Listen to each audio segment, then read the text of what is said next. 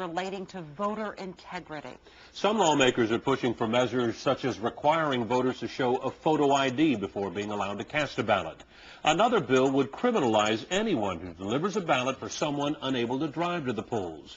Now, with so much emphasis on one vote for one person, you'd think lawmakers would make sure they follow the rules, too.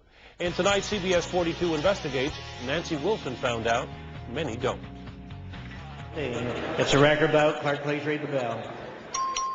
This is State Representative Debbie Riddle. She authored the bill that would require voters to show a photo ID. Clerk, bring the bill. It's a record vote. It's all about integrity. Record vote. But the integrity of one person, one vote doesn't apply at the legislature. We found many lawmakers vote more than once. Take a look. Riddle votes, turns around, votes again for State Rep Kemple, rewinds, and watch the men on the screen. Elkins goes to vote for Merritt, but Hancock is faster. Elkins heads back to his desk, but before he can vote, Joe Crabb turns around and beats him to it. There is so much going on during the vote on the HPV vaccine mandate, you really have to pay attention. Start with State Rep Hamilton at his desk. He leans over to vote a second time for his desk mate, Dan Branch, then reaches back to vote for Charlie Howard and casts a fourth vote for Wayne Smith. He's not the only one scrambling to vote. Rewind the video and take a look at the top of the screen. State Reps West and Phillips both lean over to vote for themselves and their desk mates. Phillips votes a third time for Christian. On the left, Donna Howard votes for State Rep Voe.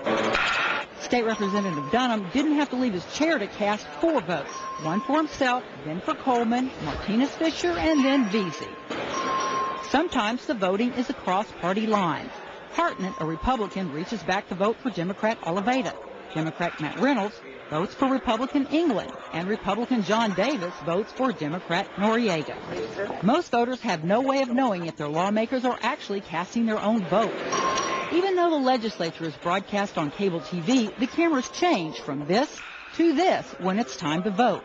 But if you're sitting on the third floor gallery, I certainly noticed that there appear to be far more votes on the tick board than there were people in the room. Arnie and Laurel Weiss were baffled when they came to see the legislature in action.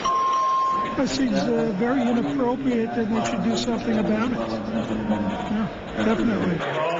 State Rep Debbie Reynolds says voting for other members is done out of necessity. We have a lot of votes. We have a lot of amendments.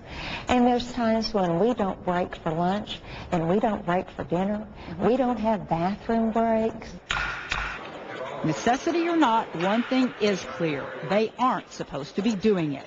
According to the official House rules, written, voted, and approved by lawmakers at the beginning of the session, any member found guilty by the House of knowingly voting for another member on the voting machine shall be subject to discipline deemed appropriate by the House. Clerk, bring the bill. It's a record.